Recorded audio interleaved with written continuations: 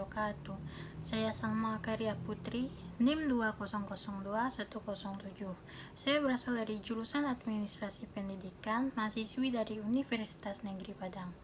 Nah, pada pertemuan kali ini kita akan masuk pada mata kuliah komunikasi organisasi, dan buat saya mata kuliah ini menjadi mata kuliah sebenarnya sangat menarik untuk kita coba analisis lebih jauh.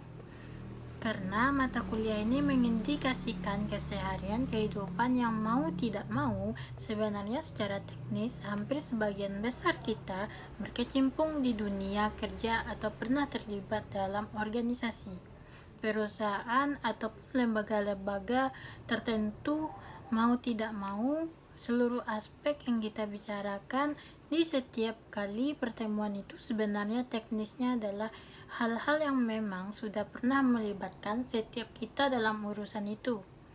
Tapi secara teori barangkali memang eksekusinya, perbandingnya perlu satu paradigma, sehingga paradigma yang sama, sehingga kita melihatnya dari role yang juga relatif sama. Untuk hari ini, untuk topik kali ini, kita akan membahas distorsi pesan dalam komunikasi organisasi. Kalau bicara soal distorsi, berarti bicara soal gangguan. Gangguan yang pada akhirnya dalam proses komunikasi yang sifatnya mendistorsi atau mengganggu proses komunikasi yang terjadi, sehingga pesannya menjadi blur atau justru terjadi miskomunikasi atau apa yang disampaikan oleh komunikator itu menjadi berbeda dengan apa yang diterima oleh si komunikan. Artinya menjadi tidak efektif dan tujuan jadi tidak tercapai. Tidak hanya sekadar mengurangi keefektifan komunikasi atau tidak tercapainya bagian-bagian sentral, tetapi hampir secara keseluruhan akibat gangguan itu kadang-kadang tujuan utama dari komunikasi itu dilaksanakan menjadi tidak terwujud. Ini menjadi sangat mengerikan sebenarnya. Apalagi kalau kaitannya dengan lembaga atau organisasi, berapa tingkat kerugian yang dicapainya disebabkan karena distorsi. Jadi memang harus disadari sejak awal bapak ibu nanti kita kan dia juga apa saja kira-kira yang menyebabkan terjadinya distorsi pesan atau gangguan-gangguan yang bisa menyebabkan atau distorsi pesan dalam proses komunikasi. Banyak sekali dari segala hal yang melibatkan proses komunikasi kadang-kadang bisa menjadi titik sentral terjadinya sebuah distorsi. Makanya perlu diwaspadai, dan kuncinya menurut saya pada si sumber informasinya kita si komunikator. Nah, sekarang kita coba lihat secara sederhana distorsi dalam menyampaikan dan menerima pesan. Titik pertama, distorsi itu adalah dalam proses penyampaian atau transmisi pesan. Berarti pada si pelaku, pada si subjek, pada si komunikator ada yang namanya hambatan fisik, bahwa gangguan terjadi akibat apa? Hambatan fisik, misalnya jarak antara saya sebagai komunikator dengan lawan bicara, atau ketika di kelas, misalnya ruang kelas yang begitu besar, sementara saya berdiri di podium yang cukup panjang jaraknya dengan audiens. Sementara suara itu tidak mumpuni untuk bisa sampai dan ditangkap sempurna oleh lawan bicara kita. Jadi antara pengirim dan penerima pesan jaraknya cukup jauh, atau ruang yang dipakai tidak kedap suara, sehingga gangguan-gangguan atau noise suara dari luar, seperti suara dari luar, suara kendaraan dari luar, yang menyebabkan terlambatnya proses penangkapan pesan secara sempurna oleh si komunikan. Nah, itu gangguan. Bahkan secara sederhana, misalnya seorang komunikator harus menyadari ketika menyampaikan sebuah pesan dalam sebuah ruangan, seperti dosen atau guru misalnya. Dia harus memprediksikan Kalau sebegini ruangannya, maka kapasitas kemampuan suara yang dikeluarkan berapa? Kenapa? Karena jarak antara dengan anak paling belakang atau mahasiswa yang di belakang atau peserta didik yang paling belakang sudah harus masuk dalam kategori perhitungan.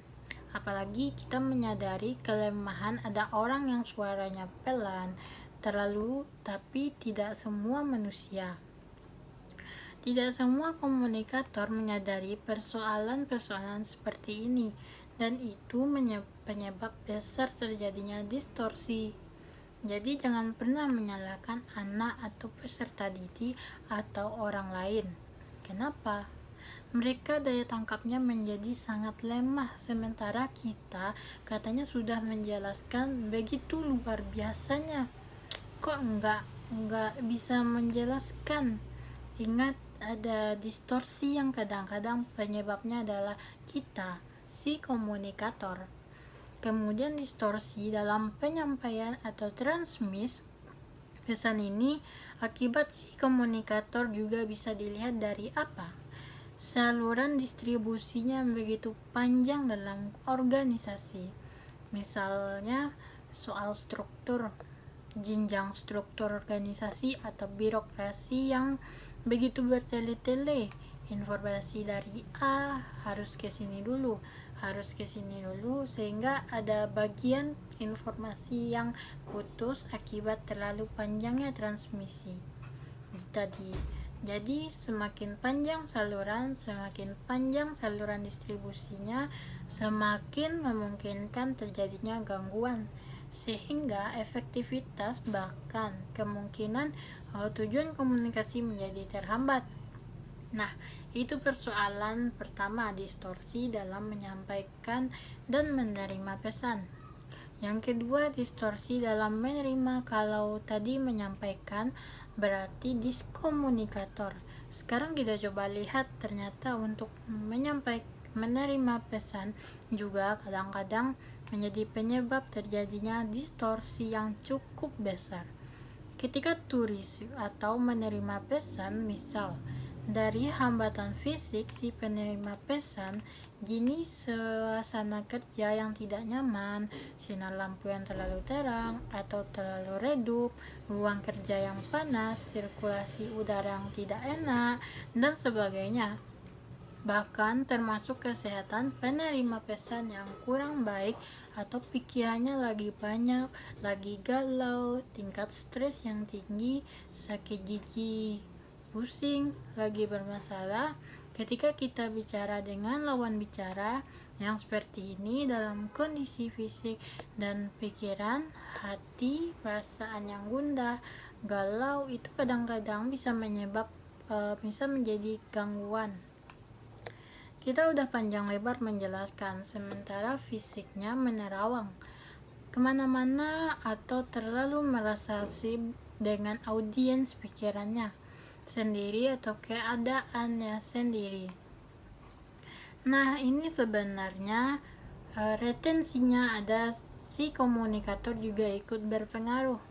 Maka ada tuntutan dalam komunikasi efektif, yaitu si komunikator harus jeli melihat siapa lawan bicaranya, dalam keadaan apa mereka.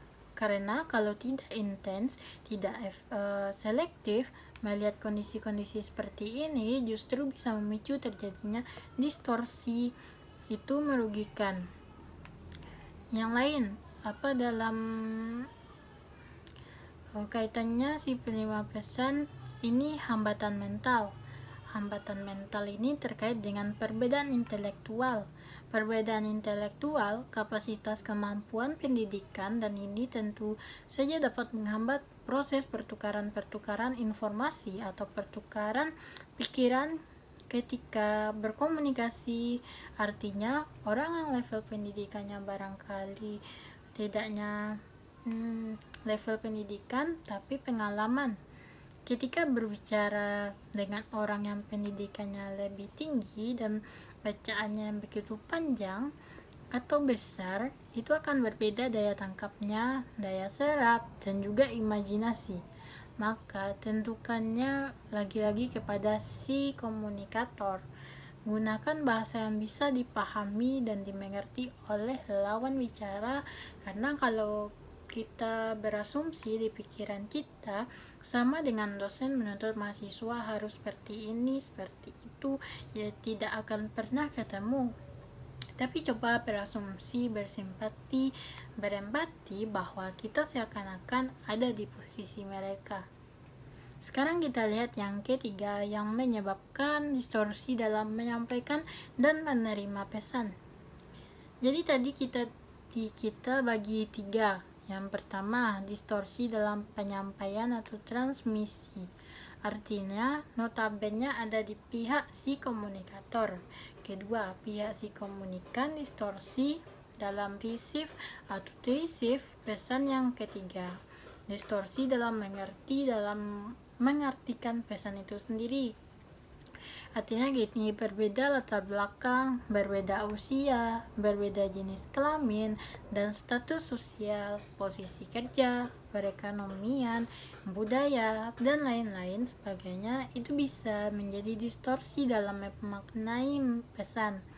Bisa menjadi penyebab gangguan bahwa setiap kita melihat pesan itu berbeda. Dan yang kedua, berbeda interpretasi. Kata jadi pemaknaan terhadap kata yang berbeda itu menjadi gangguan yang tidak sedikit atau mendistorsi pesan yang akan kita sampaikan. Maka dalam bisnis ada sinonim kalau ada kata-kata yang sebenarnya interpretasi yang memungkinkan terjadinya banyak interpretasi. Harus ada sinonim kata untuk menjelaskan maknanya itu kemana untuk konversi satuan.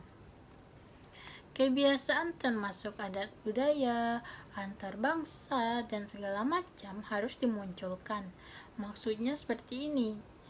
Jadi jangan biarkan multi makna terhadap satu kata sehingga setiap orang menginterpretasikan dengan cara dan pandangan mereka yang berbeda pula. Dan ini menjadi gangguan yang tidak sedikit dalam proses komunikasi yang terjadi itu. Nah, Bapak, Ibu, dan teman-teman mahasiswa, semuanya pertanyaannya sekarang adalah bagaimana atau bisa nggak distorsi pesan itu disiasati atau dikurangi, bahkan dihilangkan, atau ada tidak cara untuk mengurangi distorsi dalam komunikasi di sebuah organisasi? Ya, pasti ada solusi, ada kondisi, ada strategi yang bisa kita pakai, dan ini memang butuh energi yang cukup khususnya di kita sebagai komunikator untuk bisa menelaah, menganalisis, dan menilai supaya distorsi itu bisa diantisipasi, diperkecil, bahkan dihilangkan agar komunikasi organisasi tercapai sesuai dengan tujuan dan sasarannya.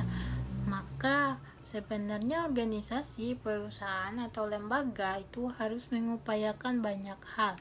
Misalnya gini, satu, soal persepsi.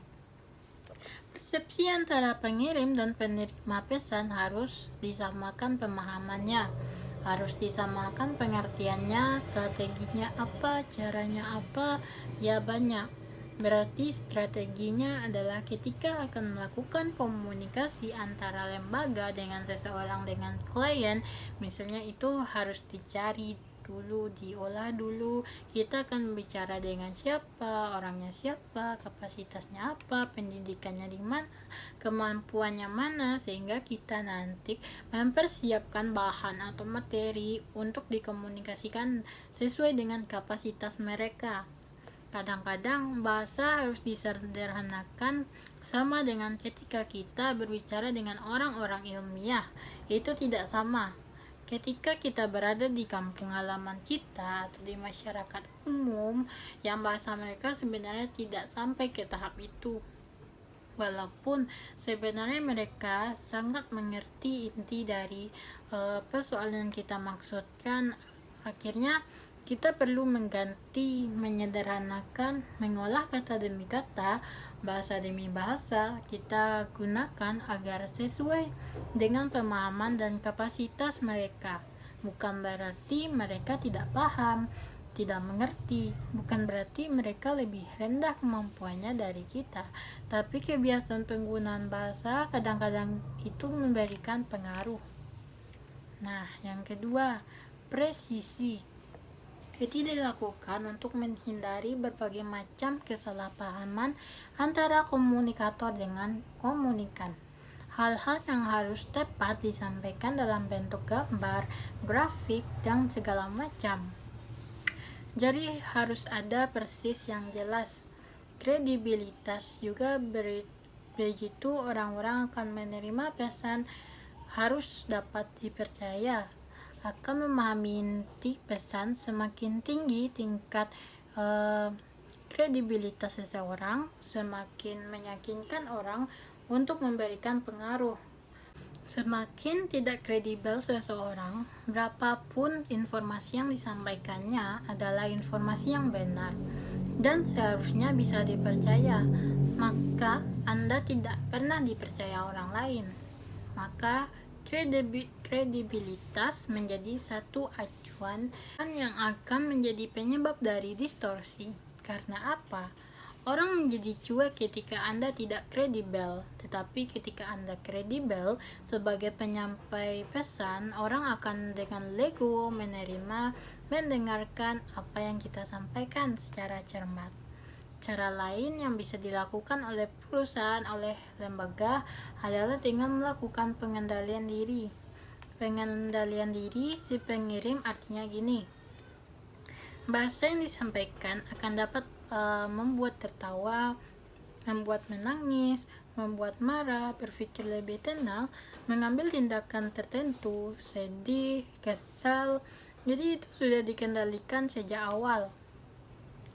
Pengendalian diri dari proses itu sehingga tata bahasa, inti dari makna dari obrolan itu sudah didesain sedemikian rupa sehingga apa yang menjadi tujuan kita itu diterima secara baik oleh mereka sehingga tidak menimbulkan ekspektasi yang berbeda.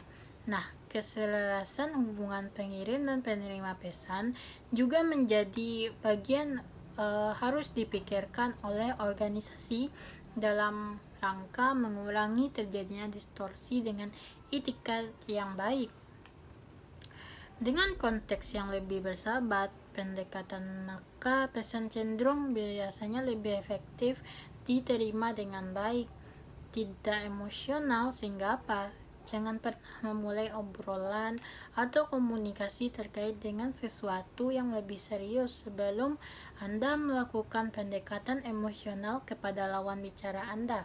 Itu maksudnya. Jangan straight the point sehingga apa maksud dari obrolan itu kedekatan emosional belum terbangun. Jadi bangun dulu kedekatan emosional dalam rangka membangun itikat baik tadi sehingga ketika terbangun kita sudah masuk ke inti persoalan yang kita bicarakan itu bisa didengarkan dan diterima dengan baik oleh lawan bicara kita. Nah, kadang-kadang ada hal yang harus kita pelajari dalam konsep distorsi pesan dalam proses komunikasi yang maha kuasa menciptakan kita dua kuping dan satu mulut.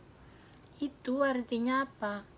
2 kali lebih besar sebenarnya Tuhan meminta kita untuk lebih banyak mendengar daripada berbicara. Tuhan menciptakan kita 2 kuping, berarti 2 kali lipat lebih banyak mendengarkan daripada berbicara. Karena cuma satu mulut, bahkan itu filosofinya, tapi kebiasaan manusia hari ini lebih mau didengarkan, lebih banyak berbicara daripada mendengarkan. Seakan-akan paling pintar, seakan-akan paling mengerti, memaksakan kehendak untuk didengarkan daripada mendengarkan. Dan di sini adalah kemungkinan terbesar terjadinya sebuah distorsi. karena ketidakniatan untuk melibatkan diri menghargai orang lain untuk mendengarkan ketika berbicara. Kita maunya didengarkan, memaksakan untuk didengarkan, tapi tidak mau mendengarkan. Sementara komunikasi terjadi efektif itu ketika kedua belah pihak memainkan peran yang sama. Ada saatnya berbicara berarti kita didengarkan. Pada saat kita orang lain berbicara, maka kita mendengarkan.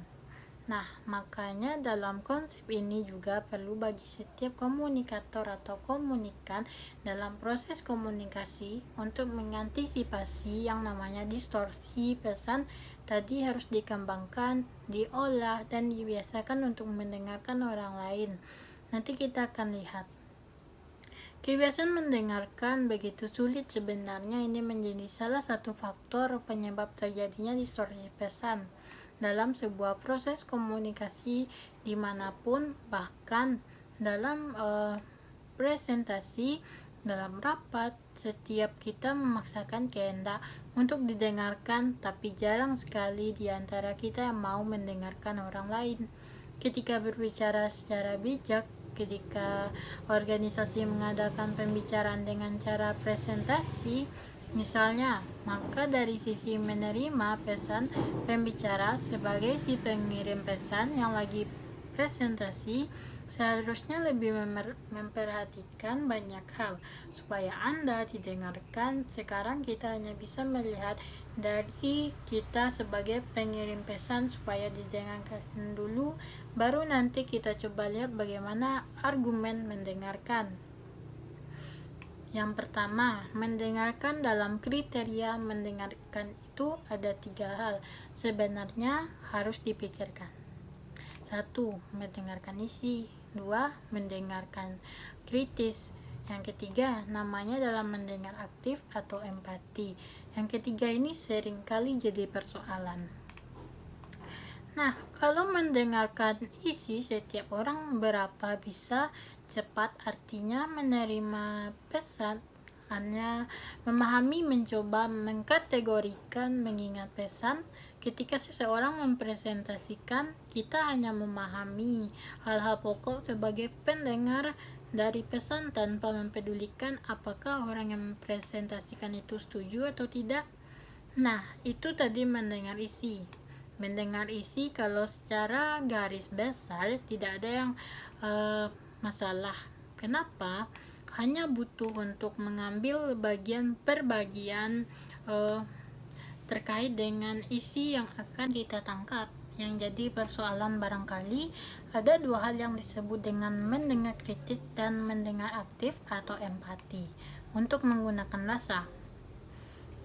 Mendengar kritis berarti kita sebagai pendengar atau Anda sebagai pendengar dituntut memahami sekaligus mencoba untuk mengevaluasi arti pesan yang disampaikan oleh pembicara atau lawan bicara. Kadang-kadang melibatkan interaksi pada saat kita menggali sudut pandang pembicara. Ada juga ingin mengevaluasi kredibilitas pembicara dianulir sedemikian rupa. Kenapa? Karena kita dituntut kritis melakukan mengolah, menganalisis. Artinya memang memperhatikannya menggunakan panca indera yang lebih banyak dibandingkan hanya mendengar isi. Mendengar isi barangkali hanya kuping dan mata atau pikiran, tapi mendengarkan kritis itu hampir seluruh panca indera kita manfaatkan. Karena ingin menggali, menganalisis secara kritis yang lebih luar biasa sebenarnya tuntutan dari komunikasi efektif, sehingga nuansa distorsi itu semakin bisa diperkecil, bahkan dihilangkan ketika setiap orang, setiap lawan bicara atau setiap mereka yang terlibat dalam komunikasi menggunakan indera pendengar aktif atau kita menyebutnya empati. Memahami perasaan atau kebutuhan keinginan pembicara, mengandaikan diri seolah-olah berada di posisi mereka. Betapa tidak enaknya ketika tidak didengarkan. Betapa tidak enaknya ketika diacuhkan. Maka rasa empati itu dibangun sebagai pendengar. Jadi kita ikut merasakan itu. Kalau tidak nyaman, maka kita melakukan. Jangan sampai melakukan hal yang sama. Sehingga apa? Sehingga kita atau Anda dapat menghargai sudut pandang mereka. Sebagai pembicara tidak peduli adanya kesamaan perspektif atau tidak, tetapi rasa dimainkan bahwa setiap orang ingin didengarkan. Maka pada orang lain berbicara, kita pun harus mendengarkan. Nah, ini yang sering kali dalam proses komunikasi yang hilang, bahwa tidak semua orang mau mendengarkan empati atau mendengar aktif. Mereka hanya sampai ke retensi pada mendengarkan isi, atau kalau toh ada perhatian, barangkali lebih kepada kondisi fisik, mendengar kritis. Nah, seharusnya lebih banyak untuk dimanfaatkan, mengurangi, bahkan menghilangkan distorsi adalah pada saat kedua belah pihak atau mereka yang terlibat dalam komunikasi organisasi atau komunikasi efektif, ketika mereka melakukan komunikasi aktif empati. Nah, kita coba lihat lebih jauh proses pendekatan ini supaya objek yang didengar itu tidak mudah dilupakan. Proses mendengar sebenarnya melibatkan cukup banyak aktivitas. Maka itu barangkali tidak semua orang mau melakukan ini. Jadi sekurang-kurangnya ada 5 kegiatan atau 5 aktivitas dalam proses mendengarkan agar objek yang didengar itu tidak mudah dilupakan. Dan barangkali memang karena banyaknya aktivitas tersebut lah, sehingga tidak banyak orang yang mau melakukan proses kegiatan mendengar ini secara bijak di setiap proses komunikasi yang mereka lakukan. Padahal kalau ini dilakukan, sebenarnya besar kemungkinan mereka bisa mengantisipasi yang namanya distorsi, sehingga kemungkinan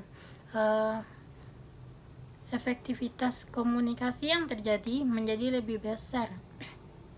Tapi sayang, yaitu jadi hasrat mendengarkan atau berjuang memberikan kesempatan untuk menghargai orang lain ketika berbicara kadang-kadang sulit untuk diberikan.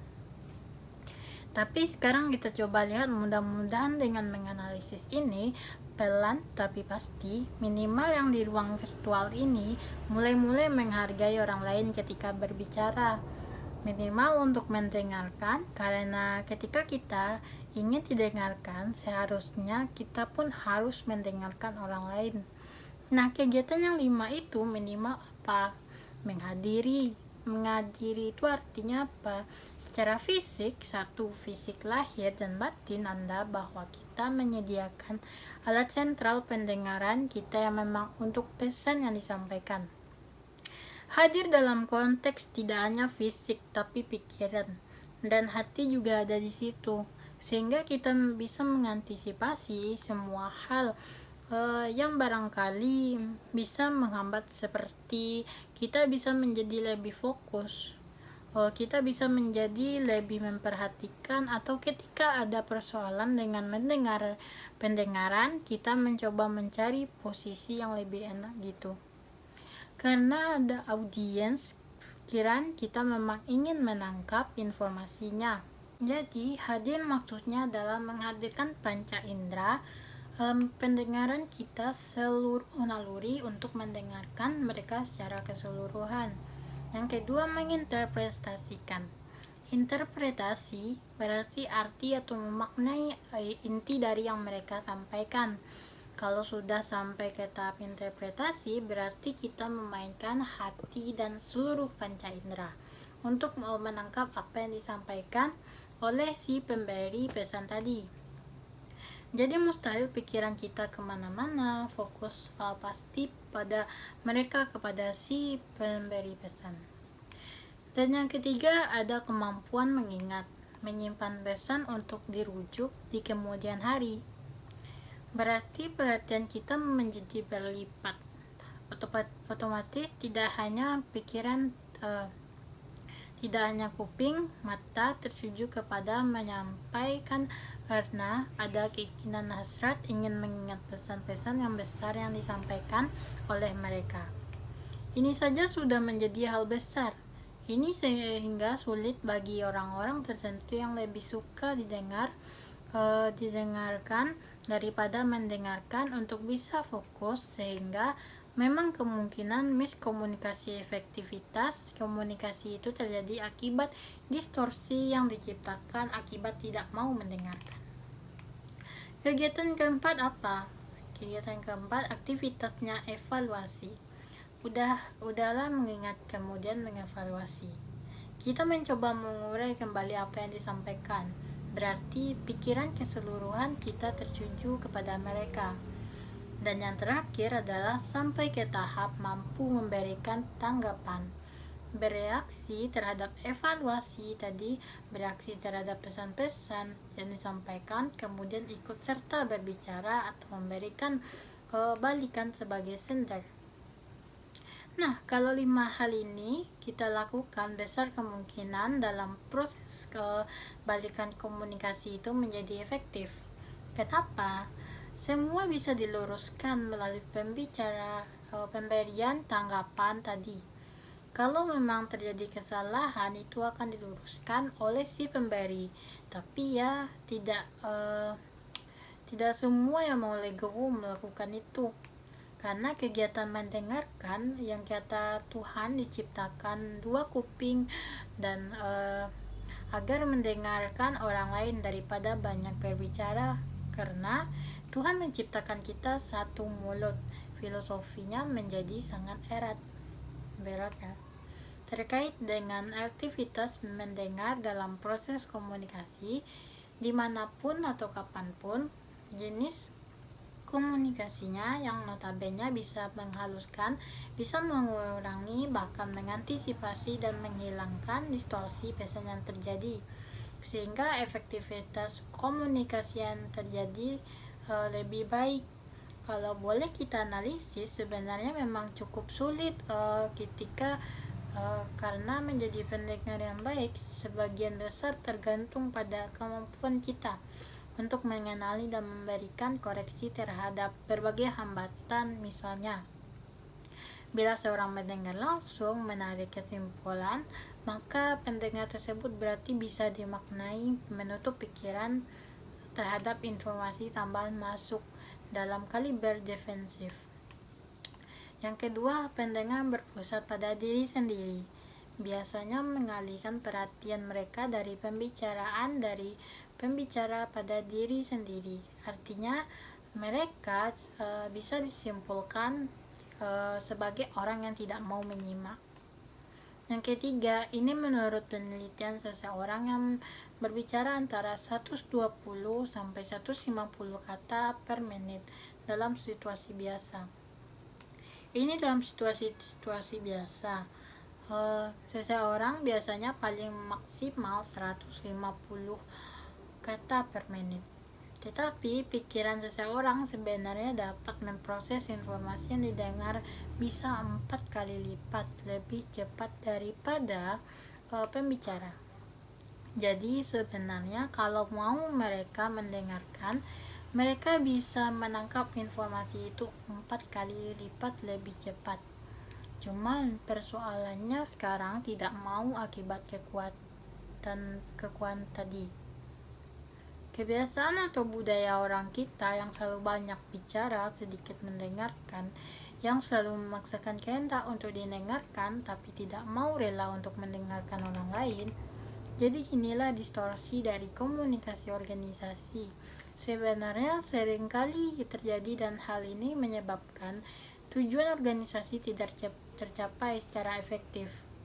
Bahkan menjadi tidak maksimal, terutama jika Anda mengabaikan komunikasi mendengar tadi, karena hanya dengan mendengar sebenarnya komunikasi organisasi pada akhirnya kita bisa mengabaikan faktor sedousai yang biasa tidak digunakan secara formal, sehingga runtutan itu, kesadaran itu membuat setiap kita mulai melibatkan emosi. Sehingga komunikasi yang dimaksud, komunikasi mendengarkan itu adalah komunikasi mendengar empati, dengan rasa ketika kita ingin didengarkan, maka orang lain pun pasti ingin didengarkan. Maka berikan hal yang mudah-mudah yang sama. Mudah-mudahan dengan kondisi itu setiap kita akan merefleksikan segala sesuatu sehingga mengunci yang namanya distorsi tadi.